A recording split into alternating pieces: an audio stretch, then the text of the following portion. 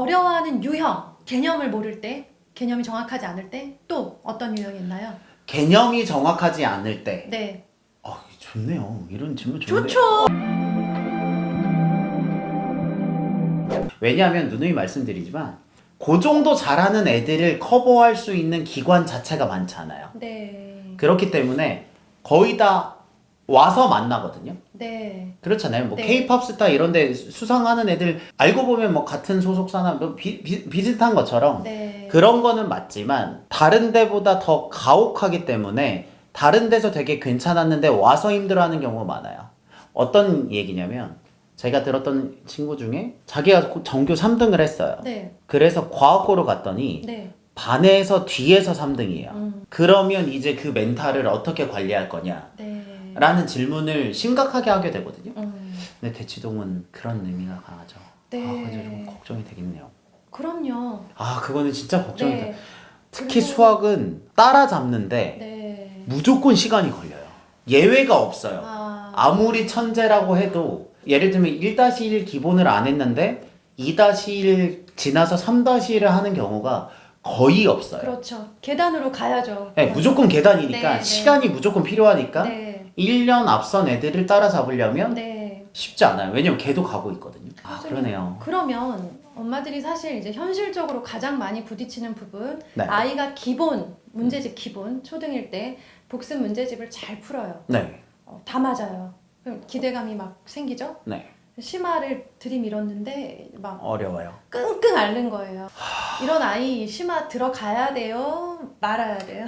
저는 그렇게 생각하면 그 기본 때 풀었던 문제집이 네. 퀄리티가 별로였다고 생각해요. 아, 저는 개인적으로 기본을 아주 잘하는데 심화를 아주 못해요는 네. 거의 없다고 봅니다. 대부분의 경우는 그 기본을 끼워 맞춘 경우가 많아요. 근데 이게 어머니들이 되게 어려운 게 뭐냐면 내가 만약에 수학을 못하잖아요. 네. 아이를 평가할 게 문제집 동그라미밖에 없잖아요. 그렇죠. 정답이냐 아니냐 그거밖에 없죠. 왜냐면 그 정답이 어떤 정답이냐를 판단할 길이 없기 때문에. 그렇죠. 근데 제가 저번에도 말했지만 수학은 개념으로 이루어진 학문인데 문제만 푸니까 네. 문제를 끼워 맞춰서 풀었는지 진짜로 풀었는지 판단하는 건 네. 전문가가 한번 뒤에서 봐줘야 돼요.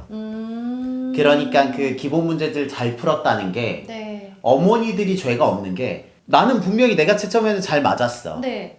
근데 알고 보면 얘가 90도 같아서 90도로 쓰고 X인데 1, 2, 3 넣어보니까 답 나오고 이렇게 푼 거였던 거죠. 근데 답은 맞으니까 몰라요 잘. 그게 제일 큰 문제예요. 그러면 전문가를 만날 수 없다면 어떻게 해야 되죠? 전문가를 만날 수 없다면 네. 제일 쉬운 건 그 교재 중에서요. 네. 어려워 보이는 문제들이 있잖아요. 네. 얘가 맞은 것도 상관없고 틀린 것도 상관없어요. 랜덤하게 예. 문제집을 하나 더 사서 네. 깔끔하게 내 앞에서 풀어보라고 시켜보시면 그러면 100% 티가 나요. 아하. 저는 아이들의 동그라미를 100% 신뢰하진 않아요. 아, 네. 중요한 말씀이 나왔어요. 어록이에요. 이것은 받아 적으세요. 그쵸. 동그라미가 있다고 해서 이 아이가 정확히 알고 있는 건 아닐 수 있다는 거죠. 왜냐면 제가 단원 네. 평가를 볼 때 네. 애들이 그 동그라미를 친 거 문제를 똑같이 내거든요. 네. 30점 나와요. 아하. 그때 이제 비로소 이제 굉장히 진실한 마음으로 서로 평가하는 거죠. 네. 이걸 너가 정말 알고 풀었느냐. 아하. 그럴 때 이제 쉽지 않죠. 네. 근데 그걸 몇 번 해보잖아요? 그러면 알게 됩니다. 우리 애가 왜 어려워하는지. 어려워하는 유형, 개념을 모를 때, 개념이 정확하지 않을 때, 또 어떤 유형이 있나요? 개념이 정확하지 않을 때. 네. 좋네요. 이런 질문 좋네요. 좋죠.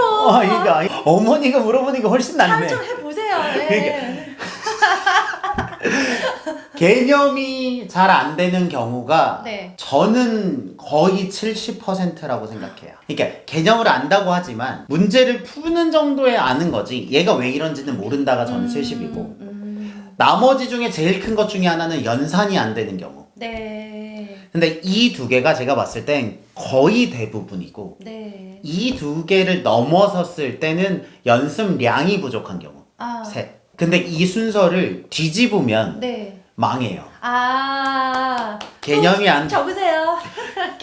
너무 궁금했어요. 그래서 제가 아까 전에 말씀드렸지만 개념이 되어 있고 연산이 되어 있고 그 다음에 유형으로 양으로 가야 되는데 대부분의 경우는 양으로 먼저 가요. 그렇죠. 왠지 아세요? 제일 쉬우니까? 그게 단기간에는 성과가 제일 빨리 나오죠. 그렇죠. 왜냐면 시험 문제는 문제잖아요. 그렇죠. 그럼 문제를 많이 푸는 게 점수가 빨리 원래. 그렇죠.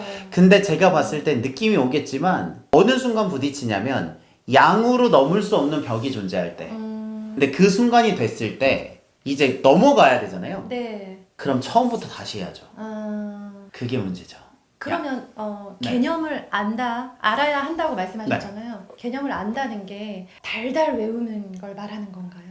저는 기본적으로는 네. 중요한 개념은 달달 외워야 된다고 생각해요. 저 백지에다 보잖아요. 네. 사람들이 오해하는 게 수학을 이해하는 학문이라고 생각해요. 오케이, 그건 맞죠. 네. 하지만 그 전에 수학이라는 게임의 룰 자체를 모르면 아예 플레이를 할 수 없어요. 제가 이런 거예요. 제가 진짜 최근에 했던 건데 1-1에서 정비례 나오거든요. 네. 그 y는 ax예요. 네. 물어봤던 친구 중에 10 중에 8은 정비례 문제는 풀 줄 아는데 네. 정비례가 무슨 말인지 몰라요. 아. 무슨 말인지 알겠죠? 네. 그러니까 네. 저는 외우든 이해를 하던 그 용어는 알아야 되지 않느냐. 근데 그 용어를 몰라서 게임을 못 시작하는 경우가 되게 많아요. 용어를 뛰어넘고 문제를 푸는 거죠. 그 문제를 아이들은. 푸는 거죠. 네. 왜냐하면 걔네 마음도 이해가 되는 게 시험 문제에서 정비례가 무엇인가요는 안 물어보거든요. 네. 그럼 걔는 알 필요가 그렇죠. 없죠. 네. 근데 이걸 빼먹잖아요. 네. 그러면 정비례 올라가고 반비례 올라가고 그 다음에 함수는 1차 함수는 네. 뭐 정비례도 아니고 반비례도 아니거든요. 네. 얘를 모르니까 네. 얘랑 섞여 있는 위에 걸 다 몰라요. 아하. 왜냐하면 그 용어를 모르기 때문에. 네. 함수를 알아야 1차 함수, 2차 함수를 알잖아요. 네. 그러면 똑똑한 애들은 어떻게 하는 줄 아세요? 외워요. 다. 그 케이스를 외워요. 케이스. 그 1차 함수는 이렇게 푸는 거고 네. 2차 함수는 이렇게 푸는 거고 네. 그 단원별로 문제 푸는 유형을 외워요. 음. 똑똑하니까. 근데 이거를 터지면 네. 수습이 쉽지 않아요. 아. 제가 고등학생들을 가르쳐 보면 네. 고등학생 가르칠 때 뭐가 제일 어려운 줄 아세요? 글쎄요. 고등학교 수학을 가르쳐 내가. 네. 근데 뭐가 제일 두려운 줄 아세요? 신입생을 받는 게 제일 두려워요. 어. 왠지 아세요? 수상이면 고등학교 1학년 거 가르쳐야 되잖아요. 네. 얘가 중학교 2학년 1학기에서 구멍이 나 있으면 순간 이제 멘붕이 와요. 그것부터 메우고 와야 되는데 이미 고등학교 상에 있어요. 네. 심지어는 이거를 시험을 입학 테스트나 레벨 테스트를 보지만 네. 잘 뚫어오는 경우도 많거든요. 네. 그러니까 뒷과정을 가르치면 가르칠수록 아. 부담이 훨씬 심해요. 으흠. 왜냐 앞과정에 있으면 네. 모른다고 그냥 치는 거예요. 그렇죠. 그러면 다 가르쳐요. 아하. 근데 뒷과정은 내가 책임져야 되잖아요. 저는 항상 마지막에 가르친 사람이 다 책임진다고 생각하거든요. 마지막에 가르쳤는데 너무 앞이 엉망이면 쉽지 않아요. 그렇죠. 밤 늦게 먹은 사람이 그릇 치워야죠. 그런 네, 거죠. 네. 그래서 뒤에 과정에 올라가면 올라갈수록 학생들을 받는 게 좀 어렵다.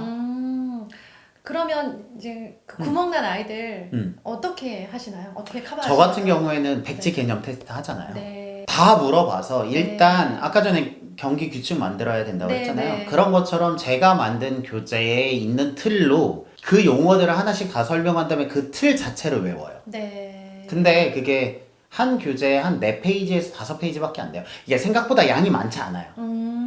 그지만 이걸 알아야 이 게임을 한다고 생각하고 외우면서 넘어간 다음에 네. 뼈대를 먼저 잡는 거죠. 네. 눈사람에서 이렇게 가운데 철사를 해놓고 살을 붙이는 게 낫잖아요. 네. 네. 그게 제일 빨라요. 음. 근데 이제 제가 딜레마는 집에서 만들려면 어떻게 해야 되나요? 이거 진짜 질문 많이 받거든요. 네. 근데 집에서 만들 수 있는데 네. 고컬로 만들려면 네. 심혈을 기울여야 돼요. 어떻게? 제가 다음에 말씀드릴게요. 이게 가장 기본 원칙은 이거예요. 책이 개념이 제일 많은 교과서를 사요. 문제집을 사. 그 다음에 그 중에 원래는 책을 읽으면 3분의 1을 줄을 치고요. 네. 3분의 1 줄 친 것 중에서 3분의 1을 가지고 개념 노트를 만들면 얼추 맞아요. 그러니까 9분의 1이잖아요. 네. 그 정도면 양이 적정해요. 네. 근데 문제집을 가지고 만드는 경우에는 문제집이 이미 요약을 했잖아요. 네. 제가 봤을 때 그 중에 3분의 1 정도를 쓸 수 있는 형태로 만들어 놓으면 얼추 맞아요. 근데 이게 좀 어려운 게 네. 그걸 만들잖아요. 네. 누군가 봐주면 효과가 훨씬 좋아요. 그렇죠. 그래서 제가 처음에는 네. 애들한테 만들라고 시켰다가 네. 제가 만든 틀을 외우게 시킨 게 아이들이 만든 걸 가지고 누가 피드백을 해줘야 돼. 너 이건 너무 많고. 그렇죠. 네. 근데 그게 없이 이제 내 맘대로 만들면 네. 도움은 되지만 100% 효율은 안 나죠. 그러네요. 그래서 저는 수학은 그럼 선생님이 틀을 만들어 놓으셨다는 그쵸. 거죠? 저 한 권 주셔야 돼요. 아쉬워. 다들 근데 이게 되게 재밌는 건 이게 네. 같은 맥락이지만 틀을 만들면 원래 있는 만약에 2학년 1학기 과정을 4페이지로 줄이잖아요. 네. 그럼 무조건 왜곡이 생겨요. 왜냐면 왜곡 없이 다 담으면 네. 문제집이랑 양이 똑같거든요. 그렇죠. 그런데 그 왜곡을 이 사람이 왜 이 말을 썼, 뭐 지수 최대, 지수 최소 막 이런 말을 축약어를 쓰려면 네. 그 사람 수업을 들어야 돼. 왜냐면 그래야 그 깜지를 만들면서 압축을 했던 그 과정을 아니까요. 네. 근데 수학을 잘 가르칠 수 있으시면 네. 제 언어를 보고 이해하시면 그건 오케이. 그래서 이게 여기 이제 대치동에 계시다 보니까 네. 아무래도 이곳에 제 발로 찾아오시는 부모님들을 주로 만나시는 거잖아요. 그렇죠. 근데 찾아올 형편도 되지 않고, 네, 너무너무 멀리. 인터넷 강의니까 네. 찍어야 되는데. 인강 어떻게 생각하세요? 괜찮아요? 저는 네. 실강보다는 나쁘고요. 실제로 오는 것보다는 나쁘고 네. 경험을 안 해봤으면 듣는 거 좋아요. 네. 그게 무슨 말이냐면 백지 테스트라고 치면 네. 진짜 제가 죄인인데 꼭 찍어야 되는데 네. 봐야지 네. 감이 와요. 어. 본 적이 없잖아요. 네. 이렇게 돼서 봐서 한두 과정을 보면 감이 생기면 그 뒤부터 만드는 게 쉬울 수도 있어요. 제가 왜 어려웠냐면 제가 레퍼런스로 삼을 만한 강의가 없었어요.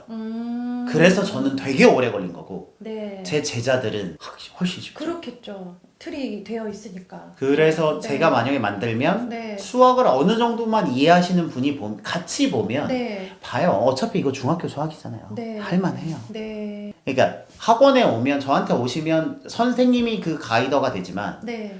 인터넷 강의로 하면 네. 부모님이 그 가이더가 되는 게 맞죠. 그죠. 애가 알아서 보라 혹은 뭐 진도를 그건 빼라 안 되죠. 안 되는 거죠. 그건 안 그렇게 되죠. 해서는 어차피 효과가 없는 거죠. 그건 쉽지 않죠. 네. 왜냐하면 그 맥락을 아는 사람이 옆에서 봐줘야죠. 네. 왜냐하면 생각해보세요. 걔도 난생 처음 하는 거예요. 그러니까요. 근데 그거를 뭐 이거 던져주고 하라고 하면 그거 어떻게 하겠어요. 그렇죠. 복습도 던져줘도 안 되는 세상에 예습을 선행을 던져주고 하라. 근데 그런 건 있어요. 제가 이렇게 하고 나서 되게 큰 보람을 가졌던 건 내가 다른 데서 들어봤어요. 네. 이게 알맹이는 살아있는데 정리가 안 된 애들이 있거든요. 그런 경우가 정말 드라마틱하게 효과가 좋아요. 여기 왔을 때 아니면 인터넷 강의도 괜찮아요. 제가 최근에 있는 애가 중계동에서 오는 여학생인데 네. 의욕도 있고 열심히 해요. 네. 집에서 많이 풀어봤어. 네. 근데 이게 깔끔한 맛이 없던 거예요. 근데 여기 와서 이게 조금만 이게 터지니까 그 친구가 한 3, 4개월 만에 네.